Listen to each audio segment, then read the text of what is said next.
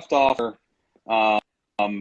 you know, you're talking about how, you know, society and, you know, even, you know, friends and family have this expectation that you're, you know, you're happy, you're supposed to be happy all the time, or supposed to be happy this way or that way, and that wasn't the case. And so please go ahead, keep going.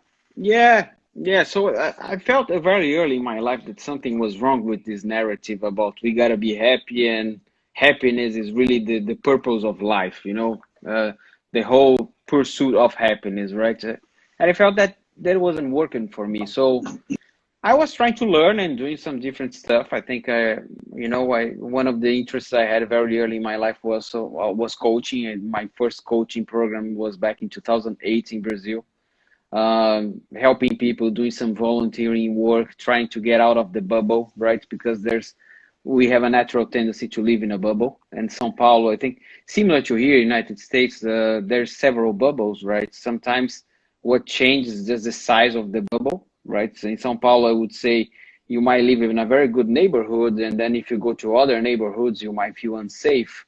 But here is not so different in the United States. I mean, depends. Sometimes the size of the bubble is bigger, right? It's not a neighborhood. Sometimes it's a town or a city. And so I did a couple of things, and then I worked abroad. So I worked 1 year in the United Kingdom. I moved there with my wife at that time. It was just myself and my wife. We didn't have kids at that time. So we decided to do this course called Positive Psychology at the Oxford University. It was a 3 months program. It's a short course. And I said, look, let's now investigate what is happiness. What's the definition of happiness? And I found out very interesting. Positive psychology is this new science, is this new branch of psychology that is dedicated to study happiness and well-being and all of that, right? And I got into that. I launched a course, and it's a course in Portuguese that today I'm very proud. I have like 15,000 students that have done the course. It's a free course. Wow. You guys can access later on. So, but even with that, even positive psychology, and when it was created in the end of 1990s, like 1997, 1998, they evolved the definition of happiness, and they evolved the study of happiness, and they thought, look, if I just work with positive psychology, thinking about happiness, people will make a confusion that happiness is basically be like this all the time, right? And you become like a robot. You say, woohoo, it's motivation, positive emotions all the time. And that is basically impossible. So even positive psychology, they kind of shift the focus into well-being. The goal of positive psychology today is well-being, and well-being basically is defined by five factors in life. So basically it's positive emotions, which is really related into happiness. So how you create positive emotions in your life.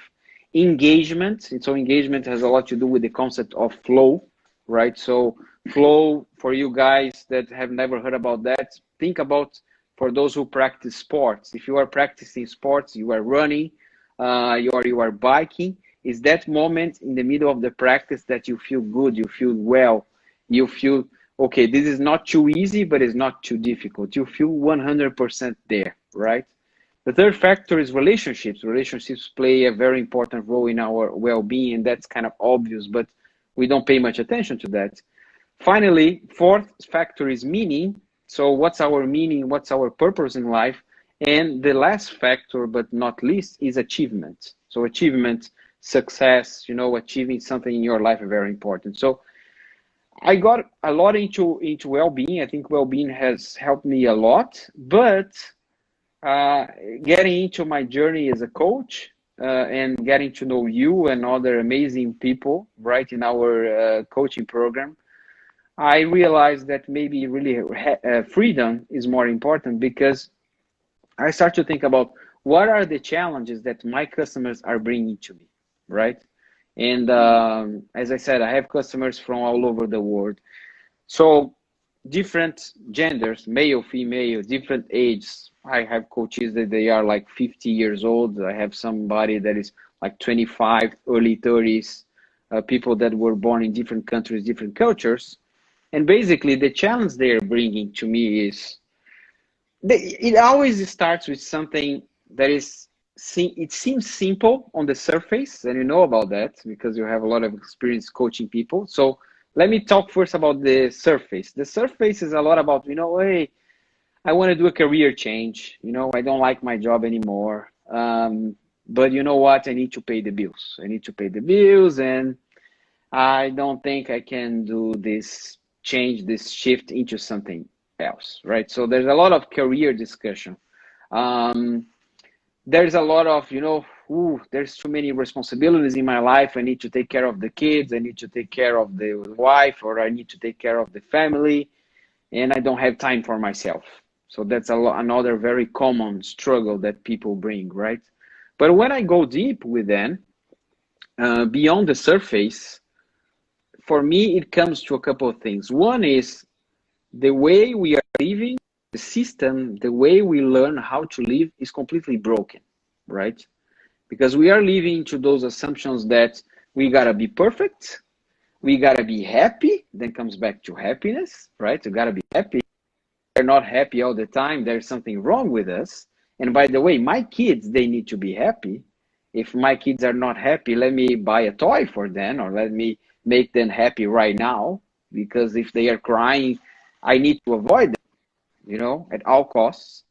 So I think the underlying crisis is the way I am living, and the ask the clients are making to me is, hey, I can't stand this way of living anymore. I want to live in a different way.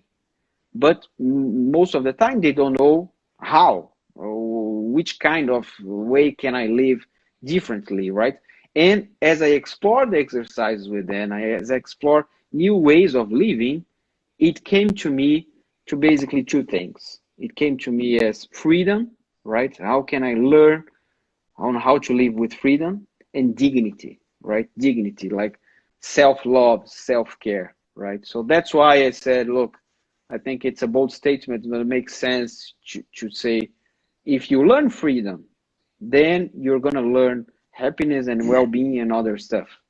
But if you don't learn freedom and you impose to yourself that you got to be happy because people are happy around you, or people fake to be happy around you, then you're going to be in trouble.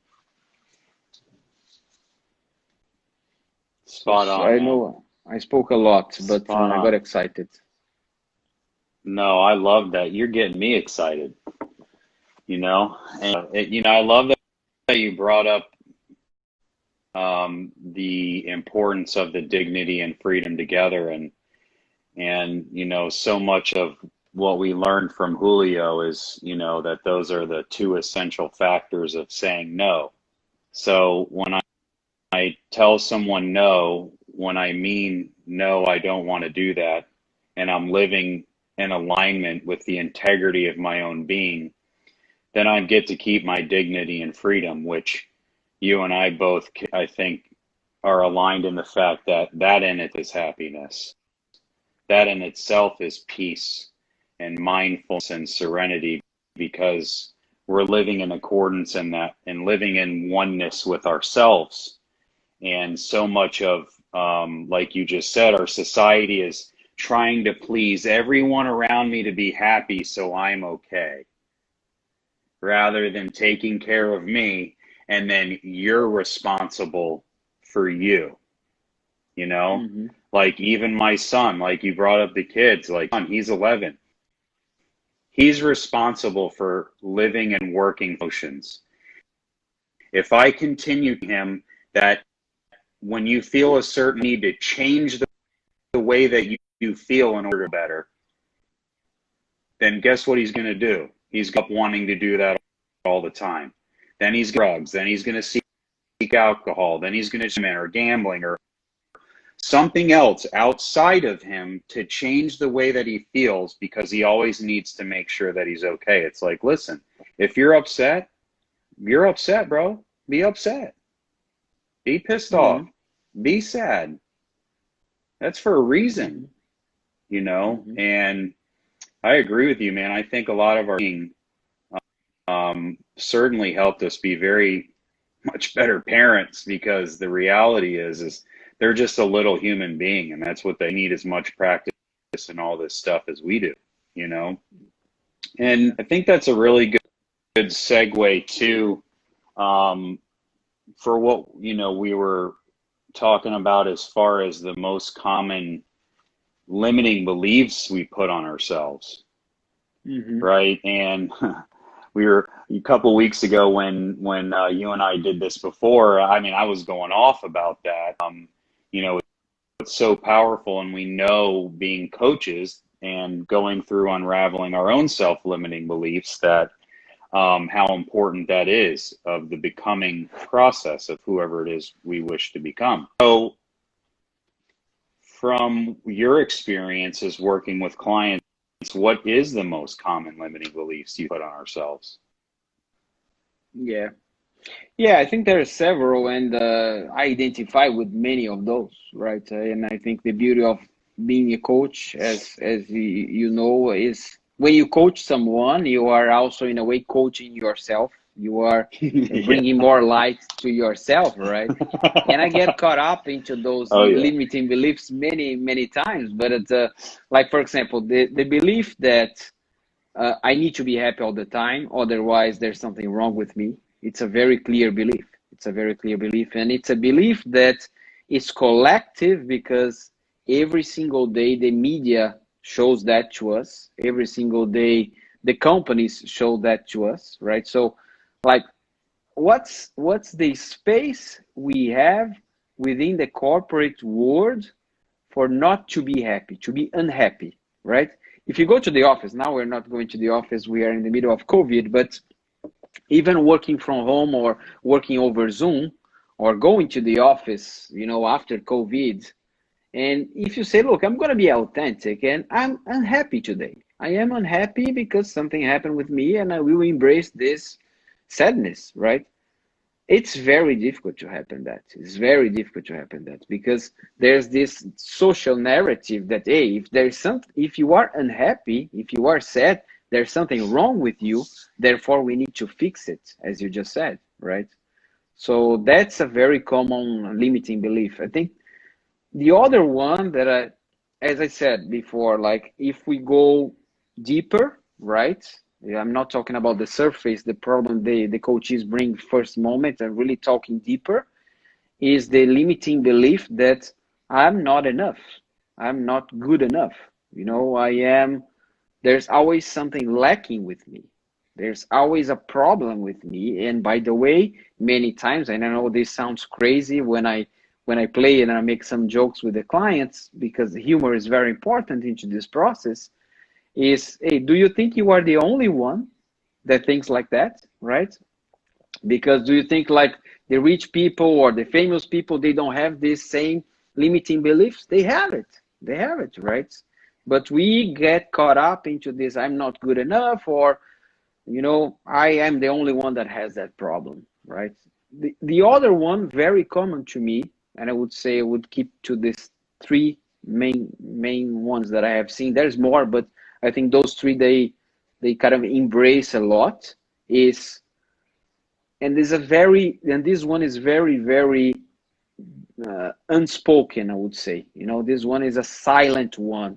It's all limiting beliefs, but this one in particular, which is, I don't like the way I am, or I don't like this thing that I have, and I know I will never change.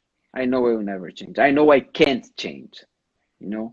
So there's this belief is so inherent into people, right? For example, if you think about procrastination is a common topic that I got from clients, and they say, okay, let's work procrastination, blah, blah, but there's a voice there. You see that there's a voice there telling them, yeah, you are too old to change, man. Come on. You've been procrastinating for 20 years. It's not, you're never gonna learn, right? And why is that? I mean, we can always change, we can always learn, the age doesn't matter. Age doesn't matter at all. I mean, I know people at 99 years old, they've done more than folks that are 17, right? So how do you see that in your work as well, Joe?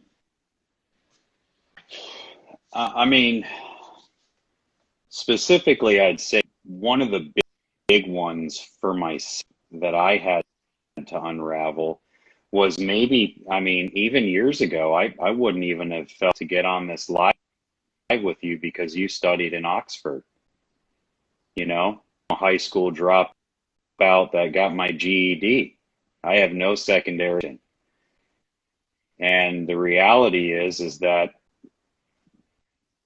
you know, I looked at a long list of people without college degrees, and there's some pretty amazing, world-changing people on that list. And to think that I'm the same species as they are, meaning I'm no better, no less than they are.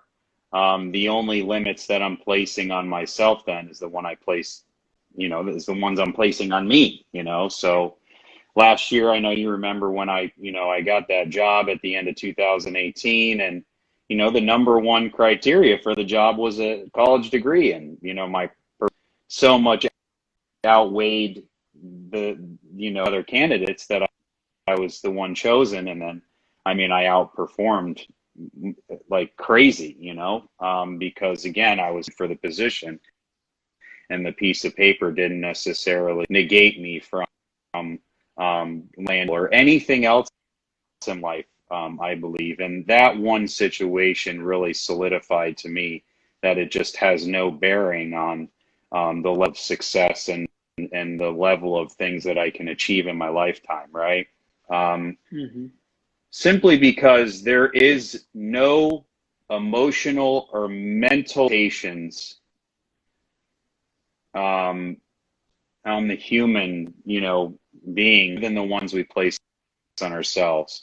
Physical, yeah, I mean, I'll never be a pro NBA player, but emotionally and mentally, there's nothing. We barely even scratch the surface. I think the majority of the time, my clients, and I'm like you, I have a wide range of clients, male, female, you know, gay, straight, religious, not religious, spiritual, not spiritual, all over the place, all different, you know, races, creeds, everything. Because I think the universal language of wanting to be a better person, wanting to grow yourself is universal. It transcends everything. It's the language of the heart, right? The big one, like you said, is I'm not enough. I'm not enoughism. You know, I call it the not enoughism because that's a very wide spectrum. You know, it could be in the, you know, because for me, it manifested in the way of secondary education, right? Others, it manifests in a way, in a different area of their life, but the exact nature of it is typically that. And I totally agree with you on the fact that so many people are trained a certain way from a very young age, like you said, that, you know, I need to be happy because my parents said I'm supposed to be, because they told me to, and you know, I need to be obedient. I need to obey. And if I let down, then, oh man, that's going to be it. You know, that's a very hard thing to hurdle to come over, right? Like pulling that your parents' stool down to that place right next to you as a human being, because now you're an adult and everyone has to go through that journey, right? And some people do it when they're in their 20s, some people in their 30s, their 40s, and some never do it because it's just too painful. But I think the biggest thing is, and this is really a great segue into our next topic, and that's how to create dignity and having that a new way of being in our life. So I'd love to hear what you had to say about that, because it's just such an important thing, I think, for both of everyone that's on tonight. Yeah, no, thank you, Joe, for that. And look, I'm gonna say, guys, and by the way, guys, if you want to make your comments, to put comments or put questions to us here, please do so we can also answer and share a little bit our perspective on some topics you want to bring. So today's the day we're really talking about freedom, dignity, happiness, right? How all those concepts merge together, and what is healthy for us and what can be unhealthy as well. So as we were saying, happiness can be very, very unhealthy. Can be like a dictatorship of happiness when you think that pretty much everybody is pushing you to be happy, and you say, look, I need to follow a certain way, a certain mode to be happy. And is that mode applicable to me or not, right? But so to the point of dignity, I think dignity, from the things I have seen, a shift in the clients and a shift in myself, the first thing that comes to me is, as you said, the art of saying no, right? The art of creating boundaries. And this has nothing to do with violence. There's nothing to do with being aggressive.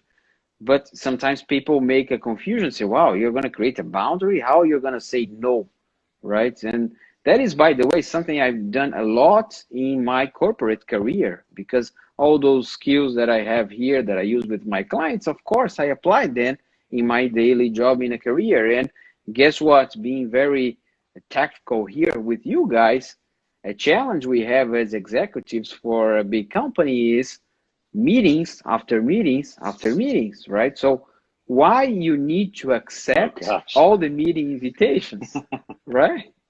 It's okay to say no. It's okay to explain why you're not going to participate, right? Instead of accepting everything, trying to please everybody, and then you kind of destroy your own health, your own agenda. So dignity has a lot of that, a lot of the art of saying no, right?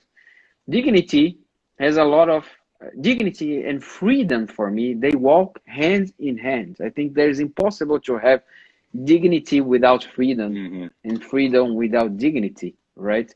And what do I mean by that is that freedom not only from you to the other ones. You say, okay, if I tell to the other ones that, oh, thank you very much, man, but I don't want to do that.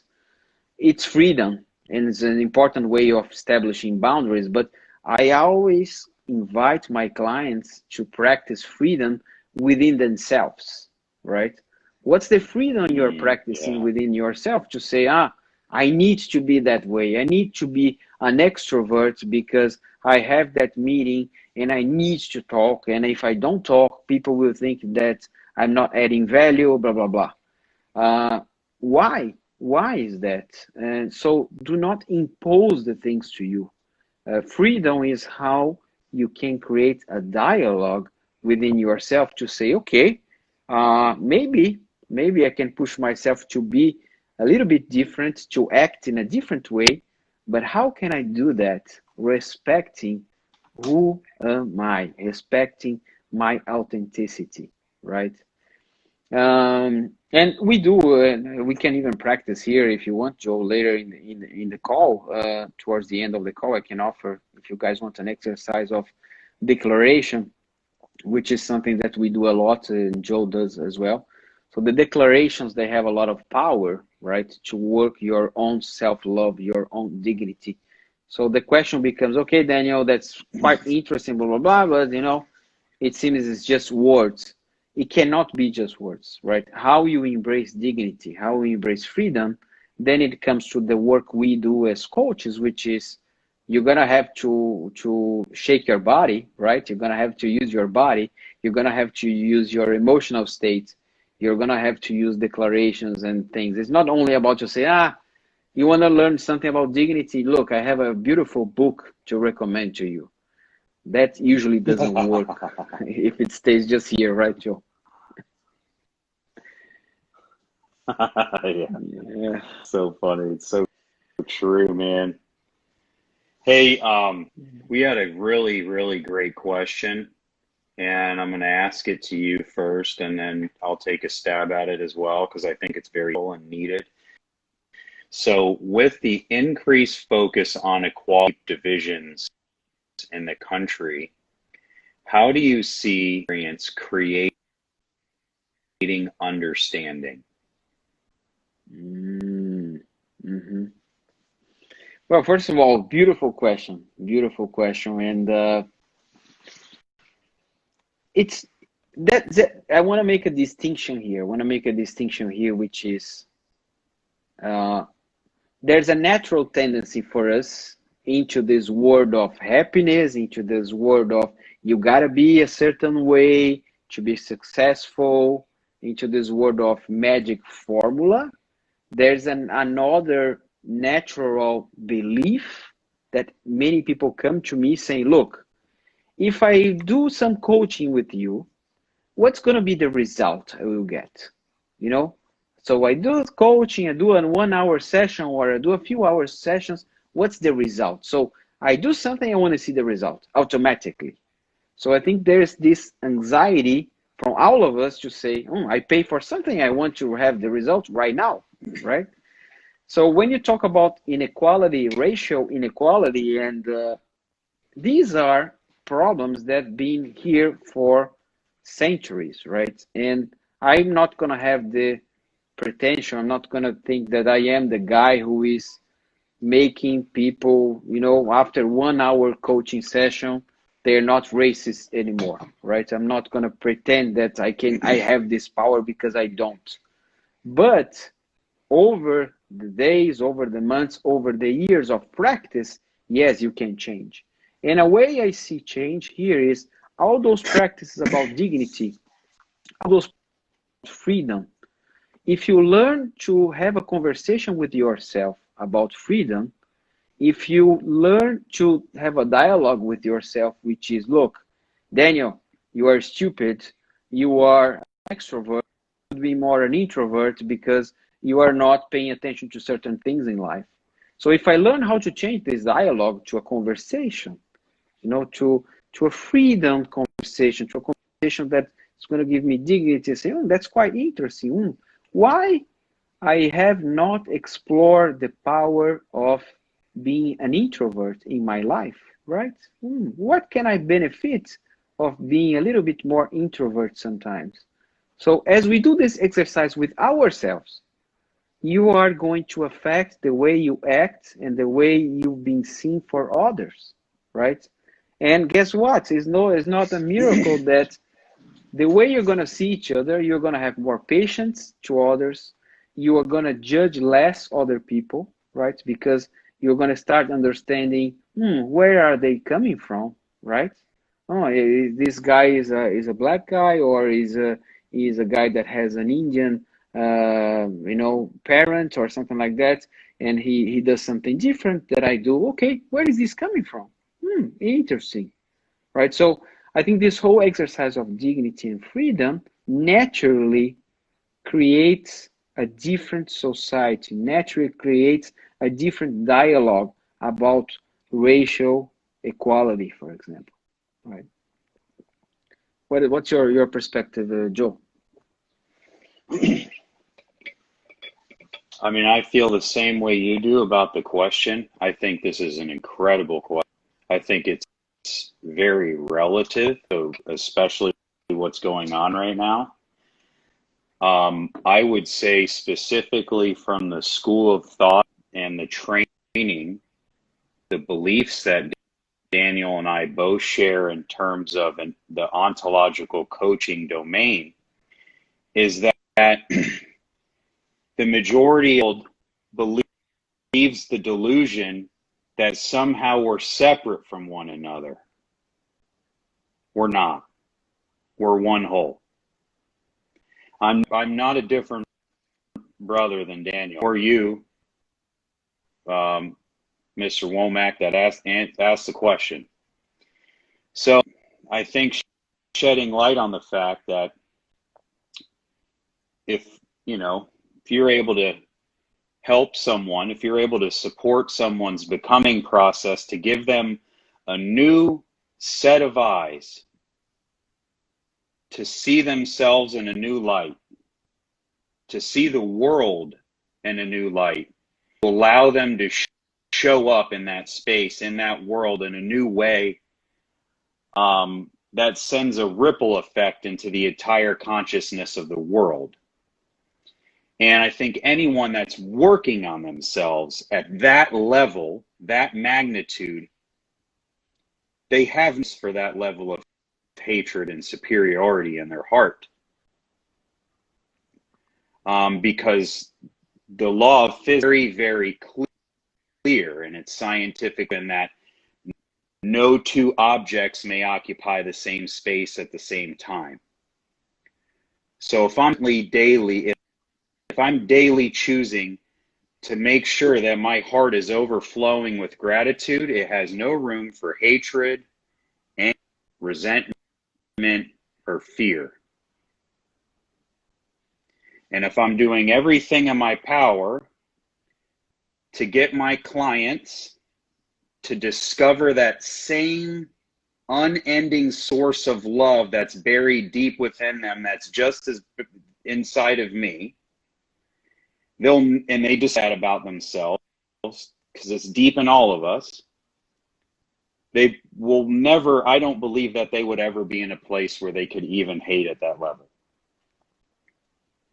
Mm-hmm. So I'm a huge advocate. Actually, the coaching world is the most needed right now. The coaching profession is the most needed right now, because we don't believe that anyone's broken.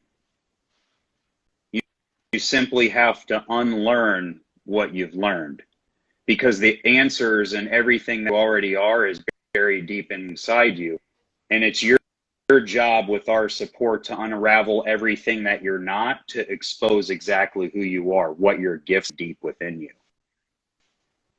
And with that process, you begin to love yourself more and more. My personal views on this, I see humans. I don't see children. I don't see color. I see human beings.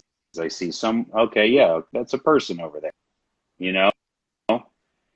and I treat them like I would treat everyone else, and that's how they want to be treated, and that's in, and I learn and pay attention, show me how they want to be treated, and then I'm able to show up for them in that space, and for me, like I said, having an 11-year-old son and trying to talk to him about all the interesting things. And this is the great thing, and this is why I get a little irritated sometimes when people devalue the dignity and learning you can get from children. So we had a little talk, my son and I, about what racism is. He looked at me like I was the dumbest person on the planet.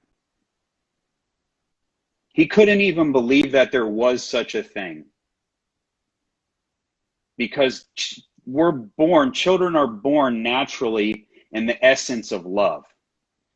And then they get pounded by cultural context, they get pounded by their parents of placing all the limitations on them. And then guess what? Now that we're adults, and Daniel and I work with clients in their 30s, 40s, and 50s, they're unraveling all of that shit that's been piled on top of that natural state of love that my 11-year-old son showed me when we had a conversation, and he looked at me like I'm stupid talking about racism, because it's the dumbest thing he's ever heard in his life, because it's a learned behavior.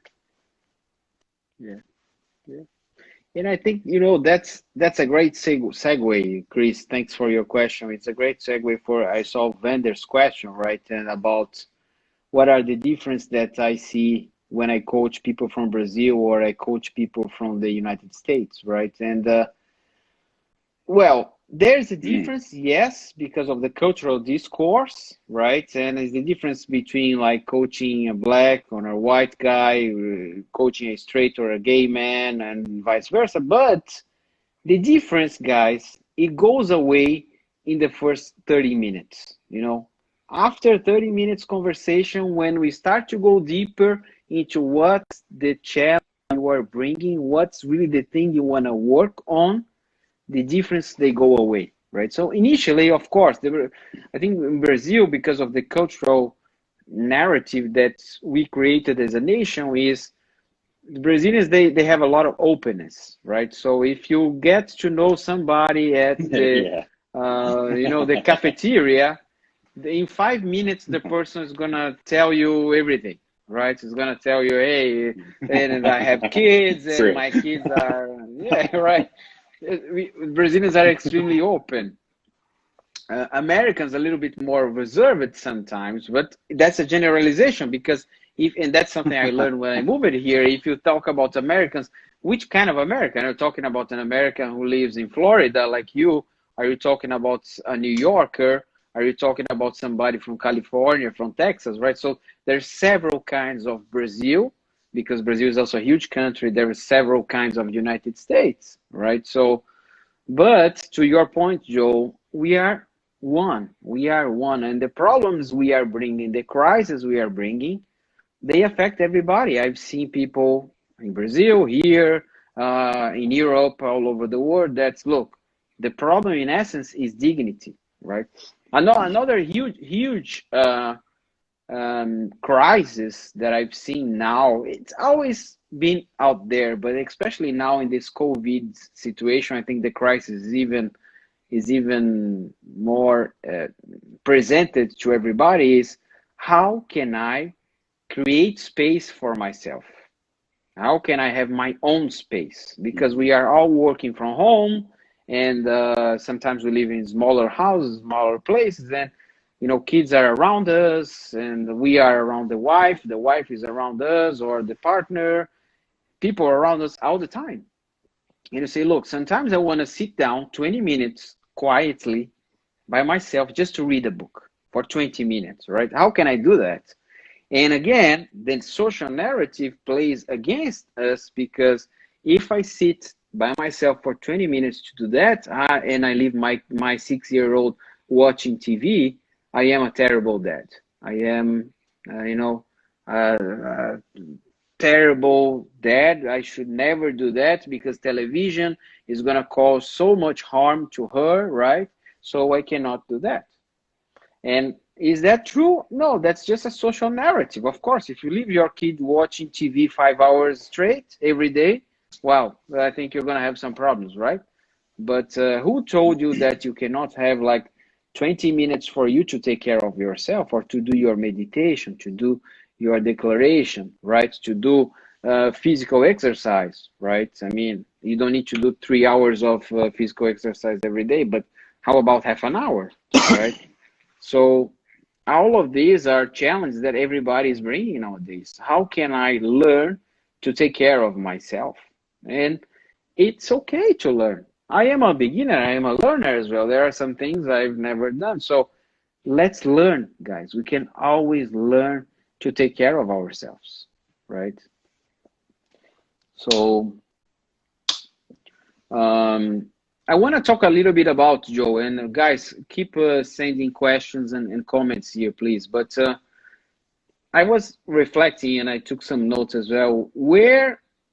What are the moments where I lose the track, or my clients lose the track? So, when you are on the track, you say, okay, the track is about dignity, it's about self-love, it's about taking care of myself, it's about freedom. I'm getting there, I'm learning, I'm getting there. Then something happens, an earthquake, and oh my God, from one session to the other, it seems everybody is destroyed. Everything is destroyed, right? But and I fall into that many, many times. I think the first thing I already mentioned, the first kind of situation where makes us lose the track is we want immediate results.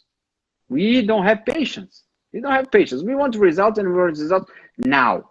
Mm-hmm. Look, I've done one coaching 7-minute session. I pay apps. 7-minute apps, exactly. Or I pay 1 hour Yeah. coaching session. I need to change right now. And I did 1 day diet. If the day number 2 I ate a piece of cake and I'm out of my diet, I feel terrible. So that's impossible. We are making an ask to ourselves that is impossible to, and that's the reality of everything. As I said, I pay for something, I want results. Company, like corporate America or corporate world, I would say, We want growth, growth, growth, growth. The only thing that matters is growth. And we know it's impossible to grow quarter after quarter forever. It's simply impossible. So that's a situation where I think we lose the track sometimes, right?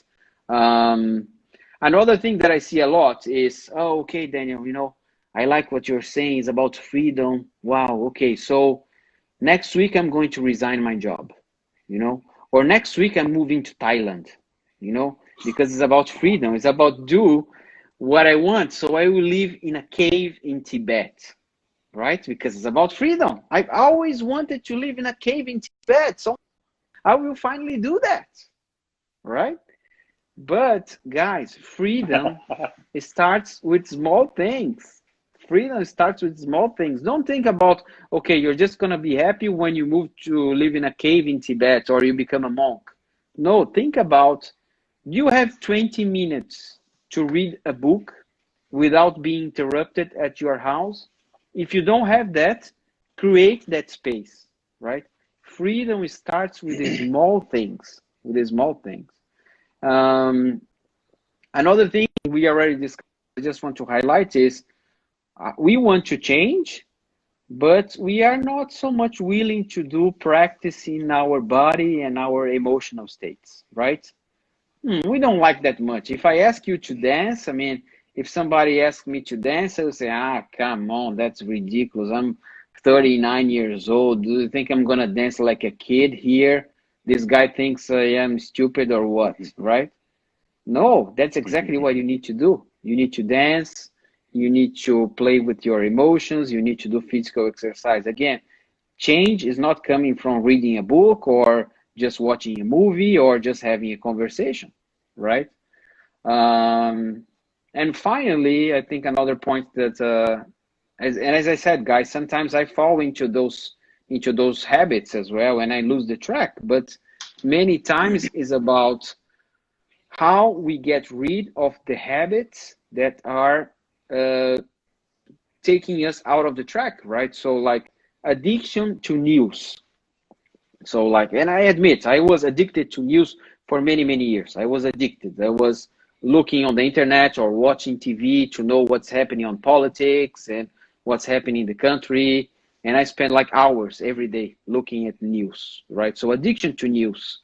And that's bad. I mean, you should not live in a world where you don't know what's going on out there, but you should not uh, be spending hours and hours and hours watching news every day. That's creating bad things for your life, right?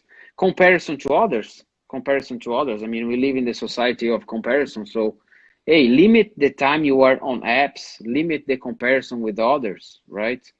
Consumerism. I mean, just gonna buy more and more stuff. We were talking about that the other day, right?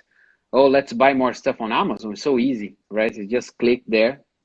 So do you need more, right? Do you really need more? So I think these are a little bit of the ways we kind of fall off the track, Absolutely.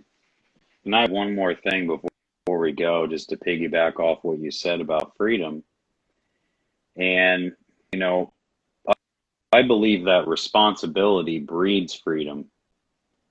So when I take 100% responsibility for my life and my results, whether that's direct or indirect responsibility, it begins to create a shift in me of that acceptance, right? That then I'm allowing new possibilities up. Then putting into place the law of compounding development, when I'm simple, smart, small decisions consistently over time, it produces radical outcomes. And the question I always ask my clients when they're speedy on results and something surfaces for them that's a deep-seated limiting belief, they'll say, oh man, we found it out. Now let's like work on this and I'm going to get through it. And then they come back the next week and they're like, oh, I fell off track. And I'm like, okay, you're 43 years old. We've discovered that maybe the first learn that behavior was when you were 7. Do you think it's possible to unravel 36 years of subconscious thing in 7 days? And I had someone answer yes. But see, that goes back to not wanting to dance. We take ourselves too damn serious. Lighten up, get in the dance, start dancing around, and enjoy that journey, man, because you know what? It's going to be freedom in 6 months when you do unravel that limiting belief, and you're going to be like, wow, it only took me 6 months to unravel 36 years worth of shit. Like, that's a pretty good ratio, right? That's incredible. So it's about really bringing to the forefront, like, what is, and hey, like, this is about lasting change. There is no quick fixes in life. There ain't lunch. Like, this is about you becoming the best version of yourself, more confident, right? More decisive, and more you, the real you, not all this other stuff, you. So, man, great talk today, man. This was incredible. And thank all of you for the great questions too. Man, I feel like I must be Brazilian, as open as I am with everybody all the time, man. It's crazy, Yeah, I mean, it's no coincidence that you live in Florida, right? So there's a part of Brazil in the Yeah, United yeah. States and in Florida. So you probably got Oh, into yeah. the cultural discourse because there's so many Brazilians out there. But Oh, there this is is. a great Love Florida, man. conversation. They're The everywhere. beach. Yeah. And guys, I want to give you a I quick, agree. Well, thank you all, man. yeah. I just want to share a quick exercise with everybody, which is related to my previous point, which is uh, freedom and dignity. It starts with a small stuff. So negotiate with your family, negotiate with yourself and say, look, I need 20 minutes to do a meditation, or I need 20 minutes to read a book, or I need 20 minutes to stay with myself. And I need this time, right, for me. Negotiate that, If you don't want to do something that they offer you, think twice. Sometimes you might want to do because, look, I need to also help the family, whatever. But when you say no, feel okay. So that's a practice and exercise I recommend to everybody, right? Remember, freedom starts with, if somebody asks you, hey, do you want to have that dessert? And you say, look, maybe if I say no, the person's going to get hurt, or I'm going to hurt the feelings. Just say no. Say thank you very much, but I don't want the dessert. That's freedom. That's freedom. Freedom is not necessarily, oh, I'm gonna, sell everything I have and I'm gonna live in the other part of the world. So yeah, there's a great point here. Somebody is saying that, and by the way, he's saying in Portuguese, he is gonna negotiate. He does not want to clean up the dishes tonight. That's a good way, Francisco. That's a good way, because you can negotiate and say, look, I don't want to do this now. I am okay to do that later, right? It's all about negotiation. It's not about being an asshole and say, okay, so are you telling me I should say no to everything? It's not this. It's about negotiation, right? And it's about self-love. It's about saying, look, I negotiated, I have 20 minutes for me. I will enjoy these 20 minutes. I'm not going to be reading the book thinking, whoa, I am terrible dad. I'm a terrible husband. I'm here reading a book. Oh my God. No, you're going to embrace that moment for you, right? And yes, you're going to do the other stuff you got to do to participate in the family life, right? So thank you, Joe. Thank you, everybody. It's a pleasure Remember, to be here with guys, you. yeah, remember, you cannot pour from an empty cup. So taking that 20 minutes to yourself is actually going to everyone else in your life, because they're going to get a better you. So, love you. Awesome conversation, Thank you, Daniel. my Always friend. appreciate you. Thank you all. Make sure you guys connect with Daniel on YouTube. He's got a great channel going there. Hook up with him on Facebook. Make sure you guys with me on Instagram, LinkedIn, Facebook. Say hello. Hit us with anything you guys need. Thank you. Take care, guys.